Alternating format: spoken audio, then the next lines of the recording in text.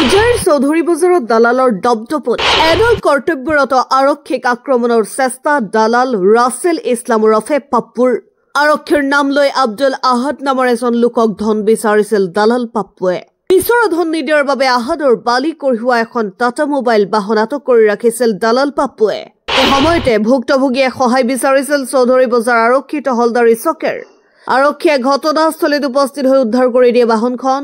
যাৰ বাবে দালাল পাপ্পুৱে আৰক্ষীৰ লগত লিপ্ত হৈ তৰ্কাতৰ্কিত তাৰ উপৰিও অকথ্য কথাৰে আৰক্ষীক দিয়ে বিভিন্ন ভয় ভাবুকি আৰক্ষী দলক গম নোপোৱাকে ব্যৱসায়িক ভয় ভাবুকি দেখুৱাই ধন বিচাৰিছিল দালাল পাপ্পুৱে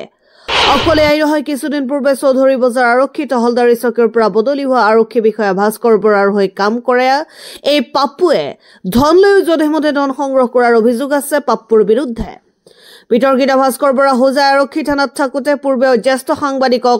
থানালৈ নি নিৰ্যাতন চলাই নিলম্বন হোৱাৰ নজিৰ আছে এগৰাকী আৰক্ষী বিষয়াৰ বাবে উভতগুৰে নাচিছে দালাল পাপ্পু ঘটনা সন্দৰ্ভত পাপ্পুৰ বিৰুদ্ধে এজাহাৰ দাখিল কৰিছে ভুক্তভোগীয়ে ঘটনা সংক্ৰান্তত উচিত তদন্তৰ দাবী জনাইছে স্থানীয় একাংশ ভুক্তভোগী ব্যৱসায়ীসকলে মানুহ দলালি কৰি আছে মানে আমাৰ যেতিয়া ভাস্কৰজ্যোতি বৰা ছাৰ ইয়াত আছিলে কেইদিনমান আগত মানে 1 বছৰ 1.5 বছৰমান আছিলে তেতিয়াৰে পৰা আমাৰ ইয়াত এজন মানুহ তেওঁৰ নাম হ'ল ৰাছেল ইছলাম চৌধুৰী উৰ্ফে মানে পাপ্পু বুলি কয় তেওঁ মানে আইচি ছাৰৰ নামত ভাস্কৰজ্যোতি বৰাৰ নামত কেইদিনমান ধৰি ধন মানে কালেক্ট কৰি আছে আমাৰ ইয়াৰ পৰা দোকানৰ পৰা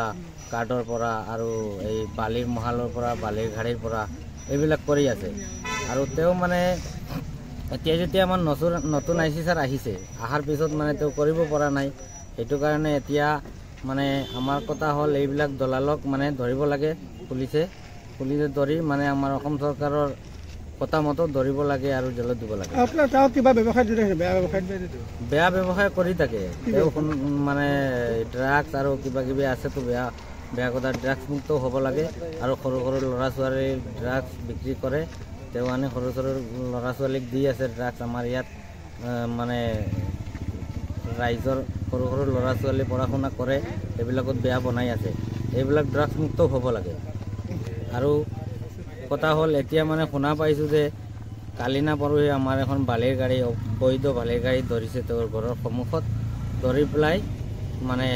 দন দাবী কৰিছে কৰাত মানে আমাৰ ফৰেষ্ট মানে মহালদাৰৰ পৰা যেতিয়া ফোন আহিছে থানাত এই আমাৰ প্ৰসন্ন বৰা ছাৰ আছিলে তেতিয়া তেওঁ গৈ গাড়ীখন উদ্ধাৰ কৰিছে গাড়ীখন উদ্ধাৰ কৰাৰ পিছত তেওঁ ছাৰক অপদস্থ কৰিছে তাত মই শুনা পাইছোঁ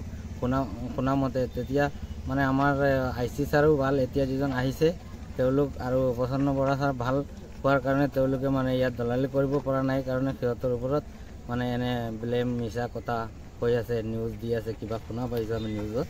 সেইটো একেবাৰে মিছা কথা ধৰিছিলে মানে ছাৰে উদ্ধাৰ কৰি আনিছে তেওঁৰ পৰা আনি গাড়ীখন সমজাই দিছে ইয়াৰ পিছত মানে সি কৈছে যে পুলিচে কিয় আহিব লাগে গাড়ীৰ তাত সেইটো কৰি পুলিচৰ লগত মানে আমাৰ বৰা ছাৰৰ লগত মানে তেওঁ মানে বহুত